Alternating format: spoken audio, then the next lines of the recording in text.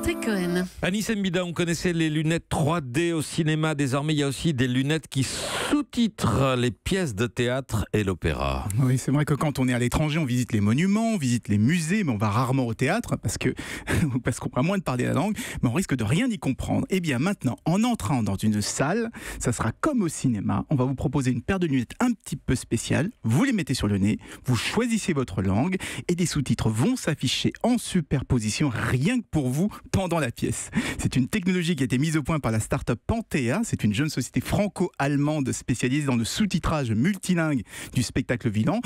Donc pas seulement le théâtre, mais aussi l'opéra, les spectacles et les comédies musicales. Alors, dites-nous comment ça marche. Il y a un écran dans les lunettes. Oui, il y a un écran dans les lunettes, un écran transparent et un petit boîtier sur la branche qui va projeter les sous-titres directement dans votre champ de vision. En fait, ça fonctionne un petit peu comme l'affichage tête haute qu'on trouve dans certaines voitures, donc c'est assez sophistiqué. En revanche, pour la synchronisation des sous-titres, là, c'est complètement manuel, c'est du spectacle vivant, donc l'acteur peut se tromper, il peut avoir un trou de mémoire. Du coup, il y a un régisseur qui regarde la scène et qui fait avancer les sous-titres au bon rythme et qui recale le tout si quelqu'un oublie une réplique, par exemple. Comme un prompteur, quoi. Il ajuste Exactement, il ajuste au fur et à mesure pour être sûr que ça marche bien. Il y a déjà beaucoup de salles équipées. Alors ça commence tout doucement, la plupart des salles sont en France d'ailleurs, ils ont signé avec l'Opéra Garnier à Paris, avec le théâtre Édouard VII, toujours à Paris.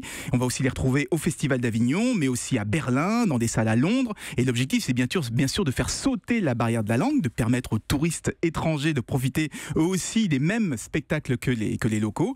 Vous imaginez, Patrick, vous êtes à Pékin, vous êtes en train de regarder le meilleur celle en scène d'une star locale, et vous vous marrez autant que les personnes qui sont dans la salle, que les locaux. C'est formidable, c'est une véritable immersion culturelle. En tout cas, la technologie pourrait aussi être utilisée en France par des Français, et je pense notamment à toutes les personnes qui sont malentendantes ou sourdes, qui ont du mal à accéder au spectacle vivant. Merci de nous en avoir parlé ce matin. C'est une bonne idée, Anis Mbida, oui, ça fait rêver, effectivement, c'est bien.